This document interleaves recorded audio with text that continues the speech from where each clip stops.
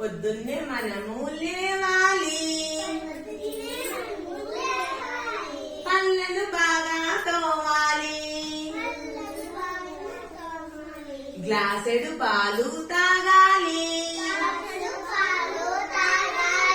చక్కగా స్నానం చేయాలి,